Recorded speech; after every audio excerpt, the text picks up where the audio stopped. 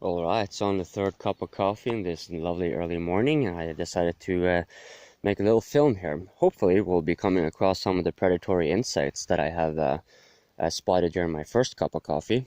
So meanwhile, I'm just going to do a little bit of an explanation and show a few things here that are starting to pop up in this wild garden here. Of course, we have those later sunflower seeds. That's nice to see. The linseeds are clearly starting to make a nice cover. We have some sizable radishes occurring.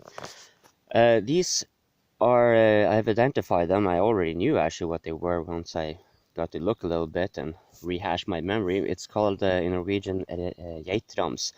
I'll find the English term for it, but it is in the you'll find them growing throughout Russia and throughout most of Western Europe as well.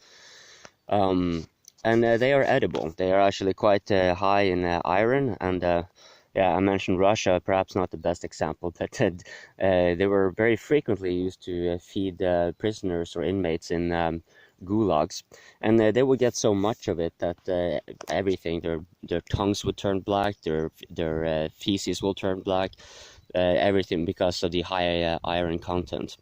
Now, obviously, I'm not going to be eating in that high amount, but it basically means that I can, as I keep trimming back, as I've been doing over there, I'll be showing how they crown out nicely.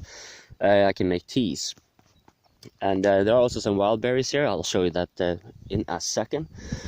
But first, I found a little bit interesting these carrots that I thought would be sprouting out greens. Well, it seems that only one of them decided to do so.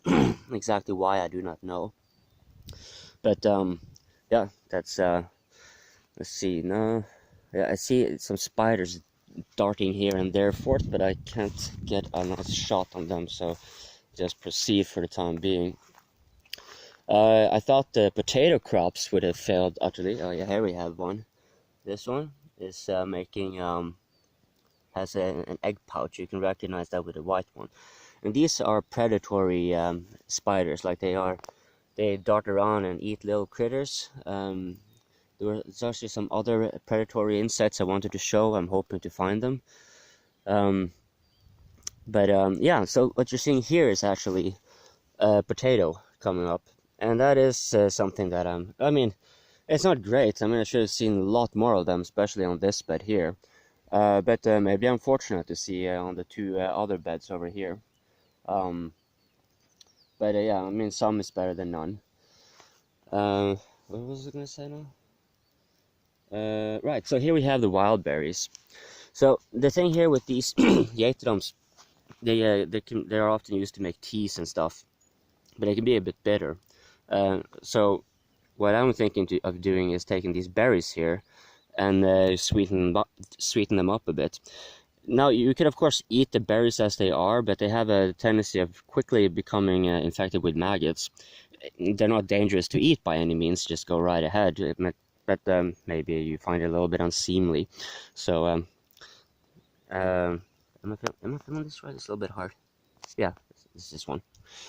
Here, it seems that the rodents have been doing some trickery here, but the radish seems to be yeah, doesn't have much of a nice color here. The greens are good, but it seems to be a little bit darkened, so I guess my cat has to be a little bit more effective. But yeah, it can happen. I mean, there's absolutely no proactive pest control being done here. I'm letting either the cat or the fox or anything like that take care of that. And as for insects, sure, you can find, let's see, occasional ones. Yeah, so here occasional bites here and there from insects, but the ants are doing a pretty good job at dealing with them. Oh, another potato. Nice, nice, nice. Where am I now? Yeah, so here are this is just kitchen scraps, the spring onions. I'm hoping they will start bolting soon and give me some seeds. Of course, I could just cut them and just eat right from them. They're pretty good, but I want to be making seeds. None of my, it doesn't seem, yeah, this might be a bell pepper. No, this is a linseed. Yeah, I did plant several bell pepper seeds here, but for some reason, none of them popped up. Shit happens, I guess. Regular onion. Let's see, is the garlic here? I think this is a garlic, actually. So, and this one too. So I might need a trellis for that.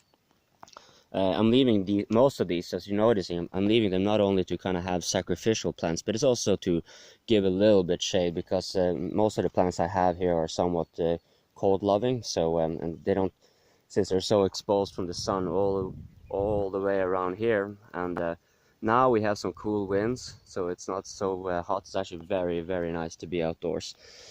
But it can quickly get quite soaring hot here, so that's why I have a few of these extra shading plants doing stuff. Yeah, carrots are also starting to, they're usually just little grasses here, but now they're starting to pop out. So as these more nicely spaced out radishes, you see this one's nice and red, get picked up, then the thinning process for the carrots will start shortly after. And on this bed here, because you see here I have kind of filled in, whereas here I barely filled up. I guess we can get a better view from the back here. This is kind of elevation here, kind of keep going down, so I basically just have a little bit. And I was tempted to just, pull up the radishes and just blanket this with more soil and build it up further up. But I think since I had found that I had still some radish seeds remaining, I'm gonna plant them again. And you see these are getting quite nice and bulbous as well, and they're almost 4 weeks old. So this one is a beauty. So I think I'll start planting them either today or tomorrow, and just have this one going, because as already like here we have some spring onions, more spring onions that I'm putting down. And I'm leaving these because these wild berry bushes, they actually kind of sturdy stems. They tend to be remaining after winter. Oh look, here we have some bug sex going on. Yeah, they're really getting busy. These are harmless bugs. They just eat some very small seeds and fungi and stuff like that. So I mean, if anything, they're actually kind of neat to have around. And they also attract predatory birds and the like, and so forth. They seem to be having an orgy. Yeah, that's pretty much what happened. 2 males, and I guess that's a female. I'm not sure how well the camera picks this up here. It was really hard to get a focus on this one. But yeah, it's a sexy time in this garden. In any case, what I was going to mention regarding these wild berries is that these the garlic here, as they start getting taller, I can just attach them to this and automatic trellis, and if necessary, I'll put a stick in the ground, and that will be doing the rest of the job. I don't need to be thinning out too much here, because as you can see, there will be shading just partly for a few hours.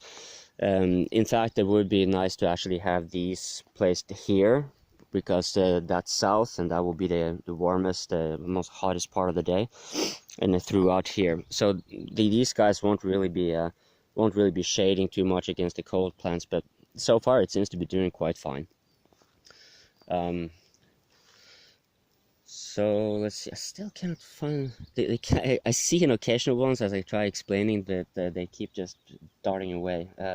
There are a couple of different types of spiders that work around here, and since there's not much webs going on here, it's some of the spiders that tend to hang out here. Damn, they're really getting busy around here, huh? A lot of stunkermeg, I think it was called, having plenty of. So yeah. So I was saying, since there's not so much webs going about here, that indicates that the spiders that hang around here are of the more direct predatory kind that just go and nab off smaller insects. But of course, having these taller ones here tend to be encouraging. See, I'm not entirely sure what kind of insect this is. One way to identify predatory insects is basically looking at their mouths. If they're very small, they are very often something that just eats the dirt and other smaller things. But if they're bigger, of course you have those with big ones that go and chomp on leaves, but they tend to be larvae. And then the ones that are of a fairly big size, from this size and bigger, if they have bigger mouths, then they have a tendency to be chomping on other insects instead. And it's also easier to notice if they have like longer antennas to kind of feel their way around. Here you can see the sunflower seeds that were planted somewhat earlier. They are starting to finally, they're a bit late, but yeah, I guess that's what you can't have it your way all the time. I think there's something I am missing here that I was supposed to be mentioning. I mean, leaks are starting to get out here. Keep roaming pretty quickly by these other critters, and it's hard to get a good shot with this camera. But I guess, fuck it. Well, I'll just keep gardening talking for just a little while longer and hope that they will get better. This is the latest bed, so I'm not really expecting some to come up, but if potatoes do come out, then that will be very pleasant. So here you can see much more of a wild garden tendency going on. You see the wild berries here are pretty big. You see this is the berry fruits. And these guys that I have that I trimmed here a few days ago, they're shooting out, so basically I can get it more bushy. But it seems this place is getting a little bit too crowded, so I'll be probably cutting back and harvesting a little bit more of these and making some teas and improvising the sweets to kind of make them more edible in the meanwhile. I mean, of course, I could also eat dandelions and stuff, but yeah, well, it kind of tastes like shit. Even though it's healthy, it tastes like shit, and that's not necessarily correlating. I got some pest damage going on here, but it has stopped. There's a few here. It stopped as well. So some damage occurs. Hey, we have one of those quick ones. Yeah. Hope you can see it. It's hard to shading here. Yeah, those little critters, that spiders that keep darting around individually, they kind of just pick up the creatures and eat them. I don't think they do much with the larvae or stuff, the caterpillars that tend to attack the plants here, but you can see the dandelion here is also subjected. So here we have, oh no, this is not a dandelion, this is, I forgot the name of it, but yeah, you have wild plants as sacrificial plants. This is a dandelion. I could draw this up by the root, but I don't care to do that, at least not just yet. Nice little sunflower coming out, hoping to see some flower heads soon. Now over here you can see it's quite crowded. This is fine to some extent. I mean, some of the I think I have some radishes behind there. For radishes it will be too shaded, what you're seeing inside there.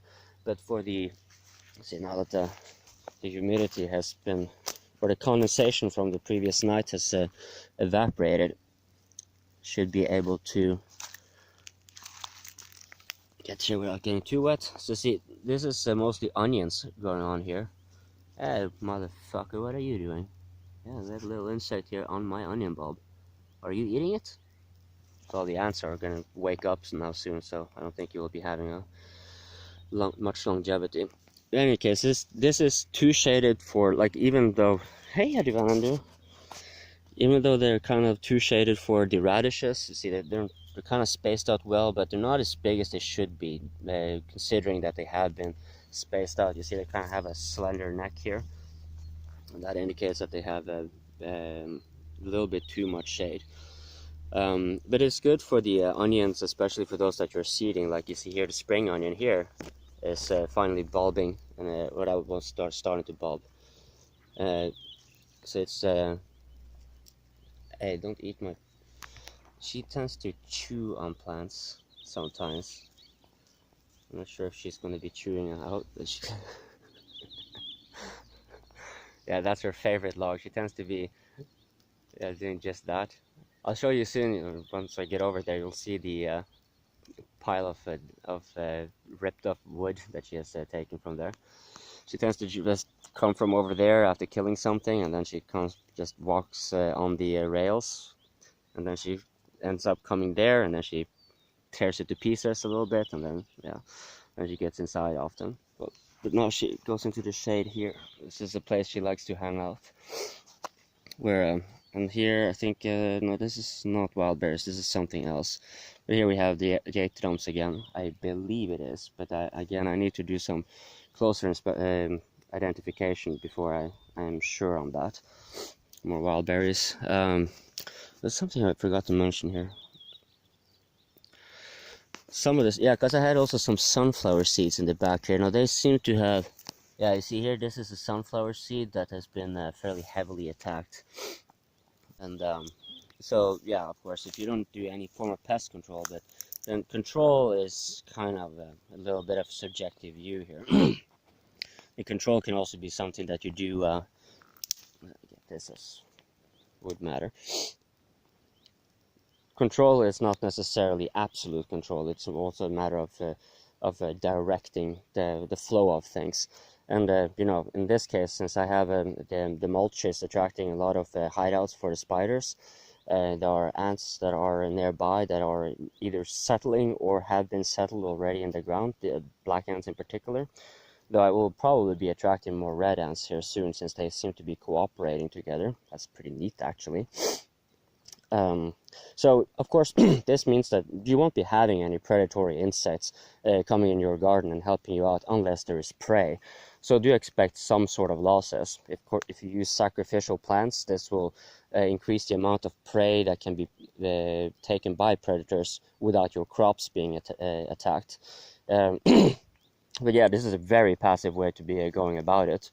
And that's, you know, less work for you, of course, if you're doing it this way. Now, this is a small garden, so there's something called a 10% rule. So if you should expect about 10% of your crops, almost no matter what, to be failing. That rule tends to be applying on something like a 100-feet garden, or like will be 30 square meter garden or bigger. This is, as you can see, when if you start measuring the space and the size of this garden, it's not going to be that much. But that doesn't mean you cannot necessarily get to a 10% rule. And the 10% also applies for the kind of, like, if you have a diversity, you know, like in, let's say my potatoes, they failed, I think, for entirely different reasons than pests, though. But you know, you have radishes, you have carrots, you have spring onions, and so forth, and then you have the sacrificial plants. Now, let's say that half of my radishes went, but none of my carrots. So that will be kind of limiting the. You can still get down to the 10% rule even on a small garden like this. Let's see, she tears it up pretty good. Pieces of wood falling about this, I think, is something else, but. Yeah, this one might have loosened from her, but it's clawing around here. That's pretty funny, though. Carrots are popping out. Let's see, were there any... Oh, here is sunflower. I planted a late sunflower seed that has been there planted. So I think, given that the size of this wildberry one, and like mentioned, you see that they, even the dead ones from last year, if they don't sprout out again, and the reason for that may be because the sheep has been nibbling off what was left at the end of the season. But this piece here will be remaining, as you can clearly see. So maybe I'll plant some peas or something like that to use as a trellis, or I got some more garlics that are ready to put in the ground. Maybe a little bit late now in the season to do so, but just for the fun of it, why not? Where was I? I was hoping to see those predatory insects that I saw when I had my my first cup of coffee with smokes, but I guess they have they didn't care to. Oh well, this video is certainly getting far too long. Oh wow, shit, 20 minutes already. Or 19 minutes. Damn. Yeah, this will need editing. Okay. Have a nice day.